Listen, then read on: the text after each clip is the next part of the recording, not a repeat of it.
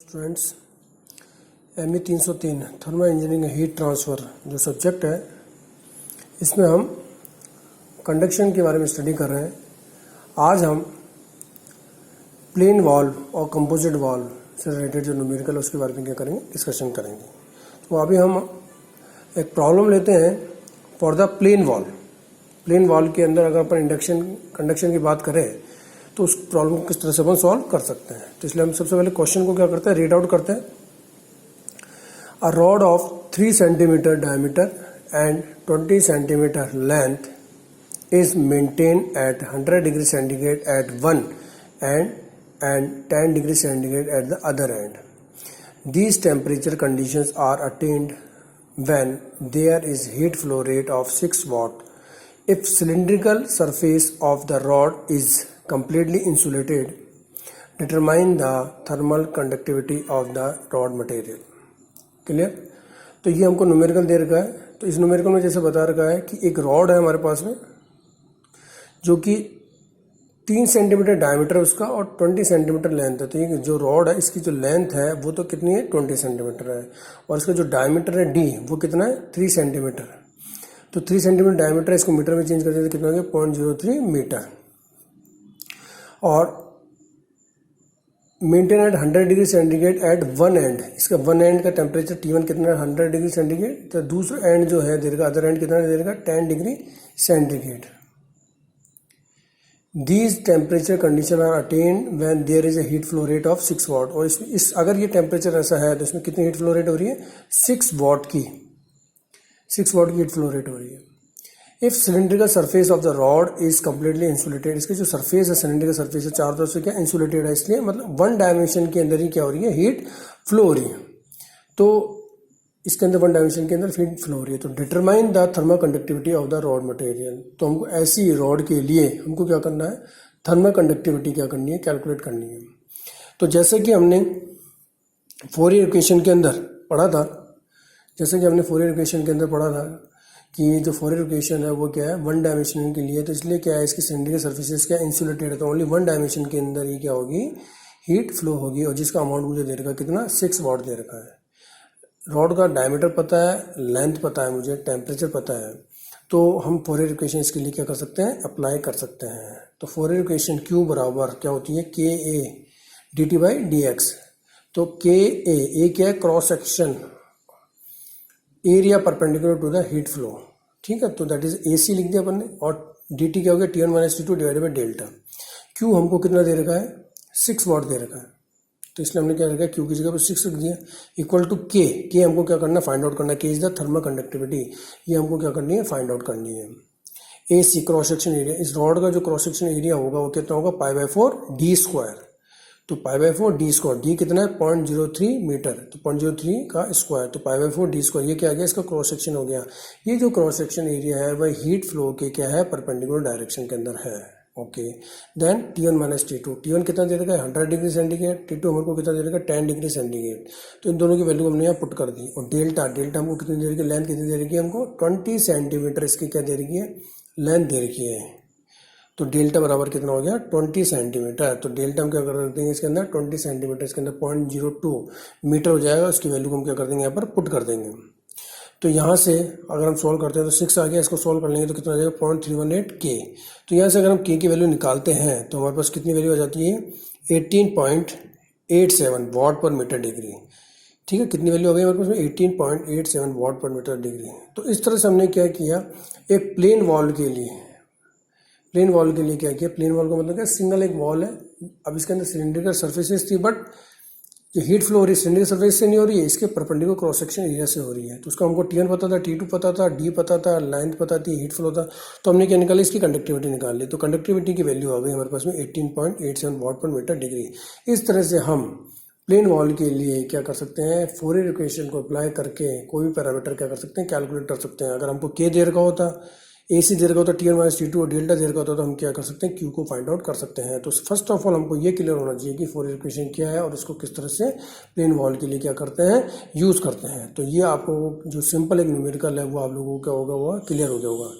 अब हम क्या करते हैं, इसके बाद में कंपोजिट वॉल के लिए, कंपोजिट सेक्शन के लिए क्या लेते हैं, न्यूमेरिकल प्रॉब्लम लेते हैं और उसको क्या करते हैं, सॉल्व करते हैं, जैसे कि हमने कंसेप्ट पहले ही यूज़ कर रखा है।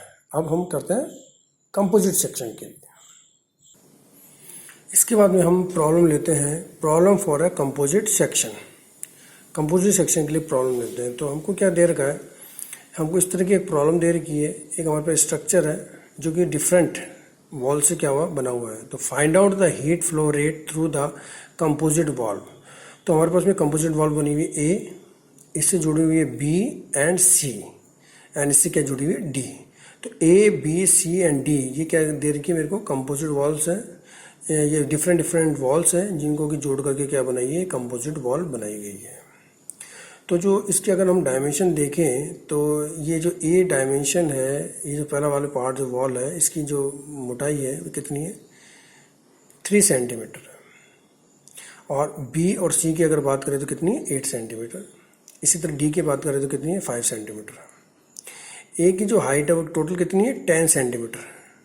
और अगर हम बी की बात करें, बी की जो हाइट है वो कितनी है, 3 सेंटीमीटर। सी की बात करें तो कितनी है, 7 सेंटीमीटर। और डी की अगर बात करें तो टोटल 7 और 3 10 सेंटीमीटर। क्लियर। और इसी तरह से अगर इस पूरे सेक्शन की अगर हम डेप्थ की बात करें तो कितना ये 10 सेंटीमीटर। ओके। तो 4 हमारे पास में क्या वॉल्स हैं, A B C and D, जिसमें से ए वॉल है जिसकी मोटाई की बात करें तो 3 सेंटीमीटर, डेप्थ की बात करें तो 10 सेंटीमीटर। बी और सी की मोटाई कितनी, 8 सेंटीमीटर, डेप्थ की बात करें तो 10 सेंटीमीटर। डी की बात करें तो हम इसकी मोटाई 5 सेंटीमीटर, डेप्थ कितनी है, 3 सेंटीमीटर। ओके। इस लेयर का ये जो कंपोजिट वॉल्व है, इस सेक्शन का जो टेम्परेचर है वो कितना है, 400 डिग्री सेंटीग्रेड। क्योंकि दूसरा सेक्शन है उसका टेम्परेचर कितना है, 60 डिग्री सेंटीग्रेड। तो ए जो है उसकी कंडक्टिविटी दे रखी है 150 वाट पर मीटर डिग्री। के बी जो है उसकी हम उनको कंडक्टिविटी दे रखी है 30 वाट पर मीटर डिग्री। के सी जो है उसकी कंडक्टिविटी दे रखी है 65 वाट पर मीटर डिग्री। डी जो है उसकी कंडक्टिविटी हमको दे रही है कितनी, 50 वाट पर मीटर डिग्री। तो सभी की कंडक्टिविटी पता है हमको क्या निकालना है, हीट फ्लो रेट निकालना है फॉर दिस कंपोजिट सेक्शन। तो इसको हम अगर देखें तो हमको इसका अगर हम देखें सामने से तो हमको व्यू इस तरह से नजर आ रहा है, ये बी, ये सी और ये डी। इसकी मोटाई होगी 3, इसकी मोटाई होगी 8 और इसकी मोटाई होगी 5। और यहाँ से हीट क्या हो रही है, फ्लो हो रही है, और यहाँ से क्या हो रही है, पास हो रही है। बी की जो ऊपर की हाइट है दैट इज 3 और सी की जो है वो दैट इज 7। अगर इसका हम इलेक्ट्रिकल सर्किट बनाए इसके रेफरेंस के अंदर तो हम इस तरह से सर्किट बना सकते हैं। इसके लिए रेजिस्टेंस बना दिया हमने आर ए, इसके रेजिस्टेंस बना दी बी और सी। बी और सी क्या है, दोनों पैरेलल में, तो बी एंड सी पैरेलल में, और ये दोनों पैरेलल किसकी सीरीज में, ए और डी के। तो ए बना दिया और ये मैंने डी बना दी, आर डी। यहाँ पर टेम्परेचर आर ए से पहले कितना 400 डिग्री सेंटीग्रेड है, और यहाँ पर डी के बाद में कितना है 60 डिग्री सेंटीग्रेड है। ठीक है। तो T1 हो गया, T4 हो गया, resistance R A, R B, R C, R D हो गया, और हीट क्या हो रही है, इसमें फ्लो हो रही है। तो हमको क्या करना है, हीट फ्लो रेट कैलकुलेट करना है कि क्यू कितना है।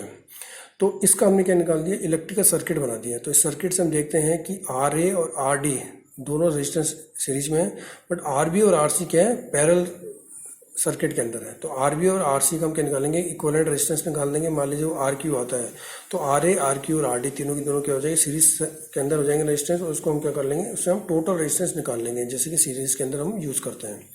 तो thermal circuit for heat flow rate in a composite section, ये हमने बना दिया, थर्मल सर्किट बना दिया for a heat flow rate in a composite section. तो आपको प्रॉब्लम क्लियर हो गई कि ये कंपोजिट वॉल्व है जिसके अंदर 4 लेयर है, हर लेयर के लिए मोटाई और डेप्थ वगैरह दे रखी है, कंडक्टिविटी दे रखी है, फर्स्ट लेयर और लास्ट लेयर का टेम्परेचर दे रखा है। तो हमको क्या निकालना है, हीट फ्लो रेट निकालना है। तो अब हम इसको देखते हैं कि किस तरह से सॉल्व करते हैं। तो हम सबसे पहले क्या निकालेंगे, आर ए की वैल्यू निकालेंगे। जो आर ए जो है सबसे पहले उसका रेजिस्टेंस कितना होगा, डेल अपॉन के ए। ठीक है। डेल उसकी क्या होगी, डेप्थ होगी, उसकी क्या थिकनेस होगी, के कंडक्टिविटी हो गई, ए क्रॉस सेक्शन एरिया हो गया। तो डेल की बात करें तो डेल उसके लिए कितना दे रखा था, 0.3 सेंटीमीटर। तो उसको मीटर में चेंज कर दिया तो 0.03 मीटर। कंडक्टिविटी इसको कितनी दे रखी थी, 150, और एरिया इसका कितना हो जाएगा, 0.1 गुना 0.1। इसको हम डायग्राम में भी देख सकते हैं।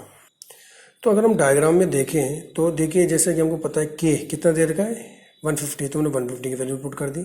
डेल कितना दे रखा है, 3 सेंटीमीटर, मीटर में चेंज कर दिया 0.03 मीटर हो गया। एरिया क्या होगा इसका, क्रॉस सेक्शन एरिया, ये कितनी 10 सेंटीमीटर, तो 0.1 हो गया, और मल्टीप्लिकेशन दिस वन, ये कितनी है टोटल 7 और 3 10, तो ये कितना हो गया 0.1 मीटर। तो 0.1 गुना 0.1 क्या हो गया, इसका एरिया हो गया। तो हमने सारी वैल्यू पुट कर दी, तो यहाँ से हमको क्या हो जाएगा, आर की वैल्यू आ जाएगी। इसको हमने सॉल्व कर लिया, कितना आ गया 0.02 सेंटीमीटर पर वॉट। इसी तरह से हम क्या निकालेंगे, आरबी की वैल्यू को कैलकुलेट करेंगे।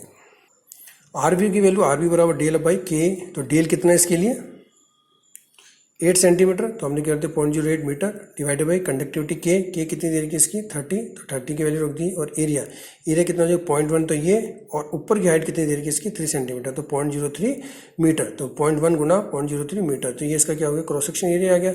इसको सॉल्व कर लेंगे आरबी की वैल्यू को, तो आरबी की वैल्यू को सॉल्व करने पर कितना आ जाएगी 0.89 डिग्री सेंटीग्रेड पर वॉट। तो हमारे पास में क्या आ जाएगी, आरबी की वैल्यू आ जाएगी। इसके बाद में हम क्या करेंगे, आरसी की वैल्यू को कैलकुलेट करेंगे। तो आर सी बराबर डेल बाई के। डेल की वैल्यू कितनी दे रखी है 8 सेंटीमीटर, तो 0.08 डिवाइडेड बाई के कितना दे रखा है 65 वाट पर मीटर डिग्री, ये रख दिया, गुणा ए। एरिया क्रॉस सेक्शन कितना हो जाएगा 0.1, तो ये मल्टीप्लिकेशन ये ऊपर की हाइट कितनी 7, तो 0.07 मीटर।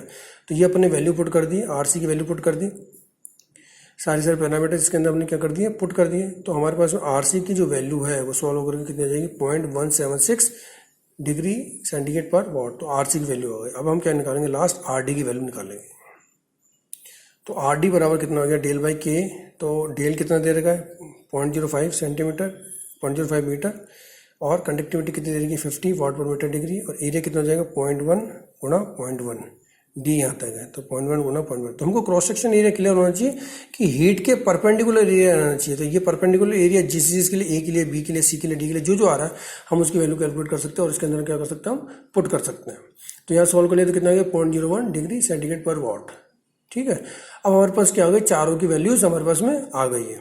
तो जैसे कि हमने डायग्राम बनाया है कि आरबी और आरसी की वैल्यू निकाल ली, ये दोनों पैरेलल के अंदर है तो इनका इक्विवेलेंट रेजिस्टेंस निकाल लेंगे, और ये इन दोनों की सीरीज के अंदर है तो तीनों का टोटल रेजिस्टेंस आ जाएगा। अब हम देखते हैं कैसे सोल्व करते हैं।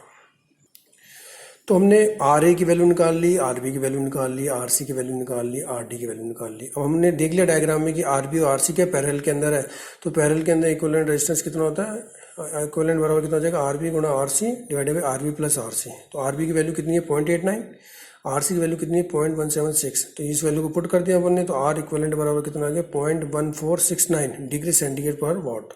0.1469 डिग्री सेंटीग्रेड पर वॉट, ये कितना हो गया आर इक्विवेलेंट आ गया, मतलब आर बी और आर सी का क्या हो गया इक्विवेलेंट आ गया। अब हमको पता है आर ए, आर इक्विवेलेंट और आर डी ये तीनों की तीनों क्या है सीरीज के अंदर है, तीनों की तीनों क्या है सीरीज के अंदर है। तो सीरीज के अंदर जब भी रेजिस्टेंस होते हैं तो वो क्या हो जाते हैं ऐड हो जाते हैं। तो टोटल रेजिस्टेंस जो आर टी होगा वो कितना हो जाएगा R A plus R equivalent plus R D.